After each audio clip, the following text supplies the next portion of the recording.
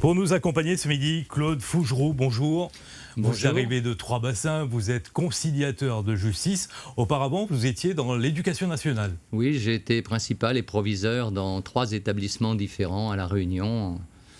Depuis, disons, une trentaine d'années, je suis à La Réunion. D'accord. Et aujourd'hui à la retraite, et vous avez choisi de devenir conciliateur de justice. Quel est votre rôle au quotidien ? Alors mon rôle au quotidien, c'est d'essayer de faire en sorte que des gens arrivent d'abord à se reparler. La plupart du temps, c'est cela. On ne parle pas à son voisin, mais on a des conflits avec. Donc l'idéal, c'est quand même de pouvoir rentrer en contact, essayer de régler le problème directement de personne à personne. Et si la solution n'est pas trouvée, eh bien, nous sommes là peut-être pour essayer de les aider à trouver le chemin d'une conciliation. Comment ça se passe, une séance de conciliation ? Vous recevez les personnes à quel endroit ? Alors, je reçois les personnes au point d'accès au droit à Trois-Bassins. La personne a pris contact avec le responsable, c'est en général le numéro de la mairie, et ensuite, il demande un rendez-vous. Donc le rendez-vous, on l'a très rapidement, puisque nous avons des permanences toutes les semaines.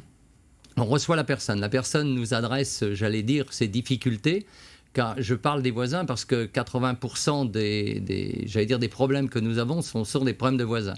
Et là, la première séance, la plaignante, ou le plaignant, s'exprime et il faut lui consacrer du temps à exprimer sa douleur, car quelquefois, elle en a tellement gros sur la patate, comme on dit, qu'il faut quand même une certaine forme d'empathie de notre part pour qu'elle arrive à se libérer des nuisances qu'elle subit et de pouvoir les exprimer d'une manière à peu près raisonnée. Ce n'était pas toujours le cas, mais au bout d'1 ou 2 séances, il n'y a aucune difficulté, on arrive à établir un bon contact avec. On a Jacqueline en direct du Tampon. Bonjour Jacqueline. Bonjour. Bonjour Jacqueline. Votre question pour Monsieur Fougeroux. Voilà, je voudrais te poser cette question. Bien que je sais que j'ai raison. Voilà. Ils sont pas mariés, mais il y en a un autre couple de mes 2 fils là. Ils m'empêchent de voir mes petits-enfants. Ça, non. Je suis pas d'accord. D'accord, mais on a du mal à saisir votre question. Je voudrais savoir si je dois aller à un truc au tampon, là. Pour quelle raison ? Pour qu'il m'a dit que exactement... Alors, certainement, si vous avez un souci, vous avez un point d'accès au droit au tampon. Oui, Donc vous pouvez vous rapprocher du point d'accès au droit. Voilà, si vous voulez avoir une réponse à votre question, Jacqueline. Bonne journée à vous, merci d'avoir appelé. Et à bientôt. Alors, nous avons Nathalie qui a un souci de bornage. Monsieur Fougeroux, comment faire pour aider Nathalie qui apparemment a un souci, elle n'arrive plus à retrouver les bornes de son terrain? Alors, si sur son acte, elle arrive à retrouver le plan de bornage ou bien le cabinet d'experts géomètres qui l'a fait, elle peut toujours demander un duplicata. D'accord. Si elle ne l'a pas, eh bien, la solution, c'est de faire appel à un cabinet d'experts géomètres. Je dis bien d'experts géomètres car ce sont les seuls qui sont habilités à faire les bornages. À partir de ce moment-là, il convoquera toutes les personnes qui ont, j'allais dire, un contact avec son terrain. En présence de toutes ces personnes, le géomètre, l'expert géomètre posera des bornes. Il sera fait un plan de bornage qui sera émargé, signé par tout le monde, qui sera déposé au cadastre et qui fera pièce officielle pour l'avenir de ce terrain. Marie-Élydie de Saint-Denis, bonjour. Vous êtes en direct. Vous êtes en direct par téléphone. Alors, racontez-nous. Vous avez un souci, vous voulez l'aide d'un conciliateur de justice ? Oui, voilà. J'ai quitté mon mari, enfin il m'a mis dehors. D'accord. On a fait une procédure de divorce. Il a refusé le divorce et il m'a dit que il doit le juge m'a dit si je ne vais plus remonter chez moi, il faut qu'il paye un loyer pour moi. Donc il ne paye pas le loyer pour moi. C'est médiation familiale. Et est-ce que j'ai le droit de retourner chez moi ? Alors, Monsieur Fougeroux, vous a écouté votre souci. Il va vous répondre. Oui, alors c'est un problème familial. Il y a eu un jugement et là, il faut retourner près du tribunal en médiation familiale. Et nous ne gérons pas ces problèmes familiaux. Mais à partir du moment où il y a eu un jugement, eh bien, écoutez, il faut essayer de le faire appliquer. Non, le jugement a été annulé. D'accord. Le jugement a été annulé. Donc, Mais comme- on n'allait pas divorcer, on n'allait pas séparer devant la loi. D'accord, nous a compris le problème, mais le souci, c'est que les médiateurs, les conciliateurs de justice, ils n'interviennent pas dans les dossiers familiaux, les conflits familiaux, comprends? Donc d'accord. il faut aller voir soit un avocat, soit quelqu'un au palais de justice, d'accord? Oui, en médiation familiale. La médiation familiale. C'est bon, Marie? D'accord. D'accord, ben merci beaucoup. Bonne journée Merci. et bon courage.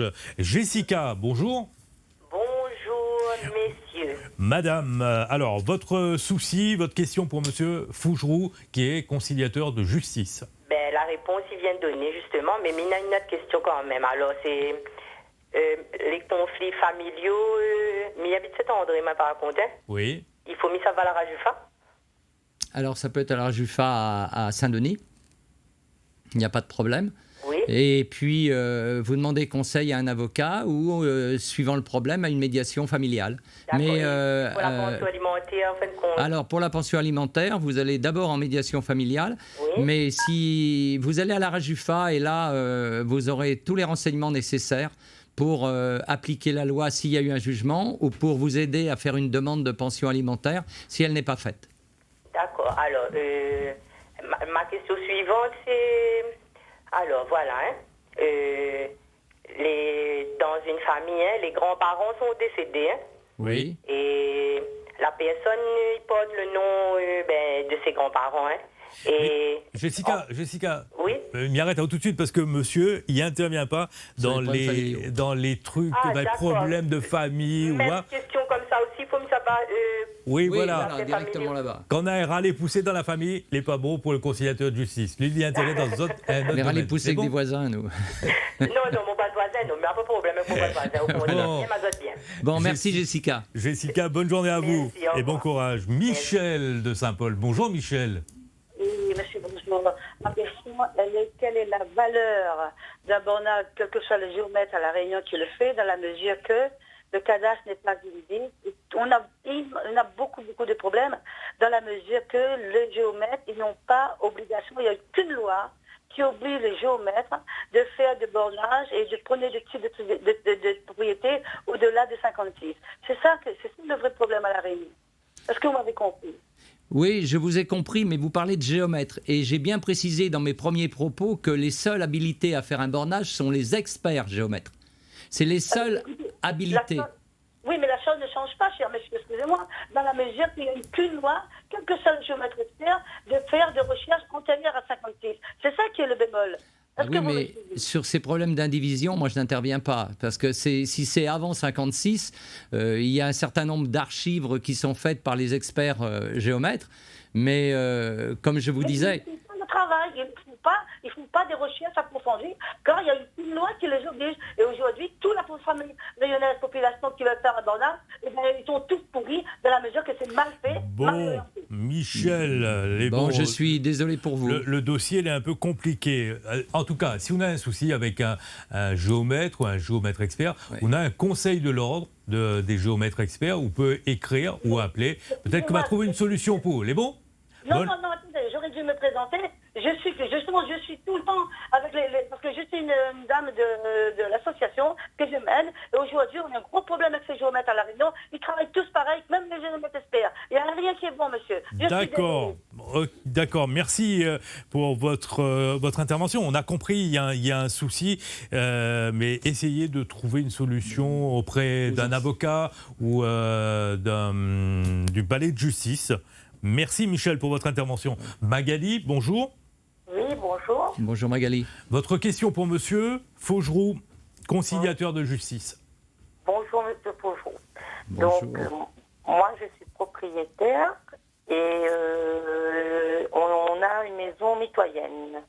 Oui. D'accord. Et du coup, le voisin, lui, il a fermé sa toiture sur le mur qui vient chez moi. Mhm. Sa toiture, c'est ça? Oui. La toiture. D'accord, ok, je vous écoute. Et du coup, comme il tombe dans un contrebas et moi je suis en hauteur, moi je peux plus faire monter un mur dessus par rapport à sa tôle. Oui, vous avez un mur mitoyen, mais les toitures ne sont pas au même niveau, si je comprends bien. Voilà. Et le mur, est-ce qu'il est doublé? Est-ce que chacun a fait son mur et s'est collé sur, j'allais dire, les deux murs côte à côte, ou bien il y a un seul mur? Un seul mur. Ah oui, d'accord. Alors écoutez, là, je vais vous renvoyer parce qu'il faut véritablement aller sur place pour tout comprendre.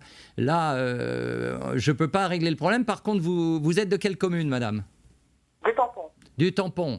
Bon, il y a 5 conciliateurs au Tampon.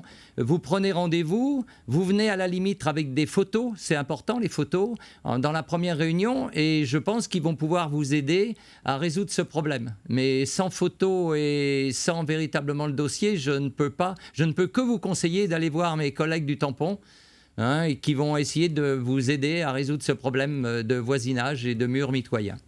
D'accord. Bon, je vous remercie beaucoup. D'accord, Magali. Merci, madame. Bonne journée. Nous avons Edith au téléphone, mais nous avons une question de Daniel à la Rivière-Saint-Louis qui nous suit depuis le début de ce journal. Alors, il entend bien, les conciliateurs de justice n'interviennent pas dans les conflits familiaux, mais vous intervenez dans quel autre domaine? Les soucis de voisinage? Les soucis de voisinage, les problèmes quelquefois commerciaux, beaucoup aussi sur les problèmes de propriétaires locataires. Il y a beaucoup de litiges, soit les locataires qui n'arrivent pas à récupérer la caution, soit les propriétaires qui n'arrivent pas à récupérer les loyers, et puis des problèmes assez récurrents de vie courante de consommation. Nous avons une question de Valérie pour des loyers impayés, nous allons voir ça dans un instant. Mais d'abord, Edith, par téléphone. Bonjour Edith. Oui, bonjour, je vous appelle parce que je suis propriétaire d'une maison. Oui. Qui est en achat de vente, enfin avec promesse de vente. Et en fait, je suis arrivée dans la maison après mon voisin qui est à côté. Sauf que à ce moment-là, je me suis pas rendu compte, mais il a enlevé l'arrivée qui était à côté, enfin qui est sur ma maison en fait. L'arrivée de quoi? En fait, c'est une pièce en fait qui est à l'extérieur, et lui, pour rajouter une pièce à côté de chez lui, il a empiété sur le mur de ma maison en fait, carrément. Oui. Et donc vous voulez savoir, cette pièce qu'il a rajoutée, elle est grande, elle n'est pas grande? Je pense qu'elle est de la même dimension que la pièce de chez moi, quoi. Oui, mais ça ne me donne pas la réponse. Combien de mètres carrés? Combien de mètres carrés? 3 mètres. 3 mètres.